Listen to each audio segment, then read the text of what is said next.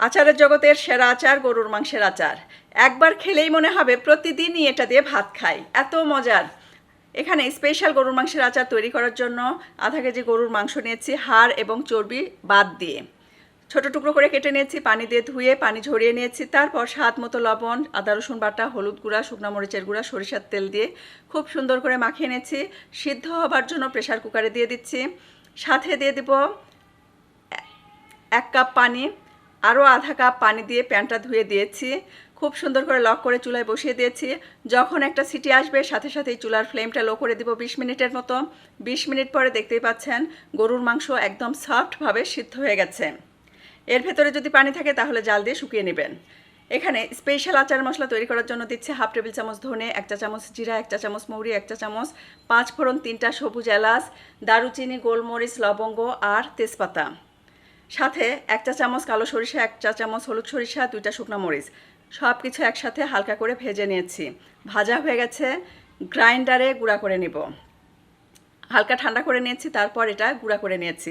এটা সনিফারের একটা গ্রাইন্ডার, খুবই সুন্দর। এটা আমার নতুন পেজ জিন্নাত ফেরদৌস কালেকশনে ইজিলি পেয়ে যাবেন।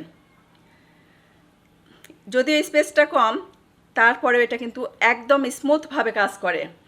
গুঁড়া হয়ে গেছে। এখন স্পেশাল আচার তৈরি করার জন্য প্যানে দিচ্ছি সরিষার তেল, সাথে সিদ্ধ করে রাখা গরুর মাংসটা দিয়েছি। একদম লো ফ্লেমে জাল দেব। যেহেতু আজকেই আমরা এই আচারটা খাবো, তাই একটু চামচ দিয়ে এটাকে আমি ভেঙে দিচ্ছি। যদি স্টোর করতে চান তাহলে চামচ দিয়ে ভাঙার কোনো দরকার নেই, আস্তেই রেখে দিবেন মাংস, তাহলে মাংসটা সফট থাকবে। দিচ্ছি রসুনটা দিয়েও আমি নেড়েচেড়ে দিচ্ছি। একদম লো ফ্লেমে জাল দিয়ে গরুর মাংসের গায়ের পানিটা শুকিয়ে নিব, সেই সাথে রসুনগুলো সিদ্ধ করে নিব। দিলাম স্বাদ মতো চিলি ফ্লেক্স। একটু সময় নিয়েই কিন্তু আমি এটাকে ভাজা ভাজা করে নেব। লেবুর রস, চাইলে লেবুর রসের পরিবর্তে তেঁতুল দিতে পারেন। স্পেশাল মশলা দিয়ে দিলাম।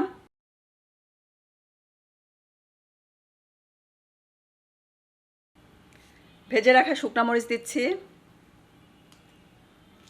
স্বাদ বাড়ানোর জন্য এর ভেতরে দিয়ে দিব বিট লবণ আর কাঁচামরিচ। এটা আমার হয়ে গেছে। গরম ভাতের সাথে এটা খাবেন, প্রাণটা ভরে যাবে। সেই সাথে মনে হবে প্রতিদিনই একবার অন্তত এই গরুর মাংসের আচার দিয়ে ভাত খাই। যারা প্রবাসে আছেন, মাংস পাঠাতে চাচ্ছেন, তারা কিন্তু এই রেসিপিটা ফলো করতে পারেন, কারণ এটা দীর্ঘদিন পর্যন্ত ভালো থাকবে। একদম লো ফ্লেমে আচারটা তৈরি করবেন। গায়ের পানি শুকিয়ে তেল ওঠা পর্যন্ত এটাকে জাল দিয়ে নেবেন।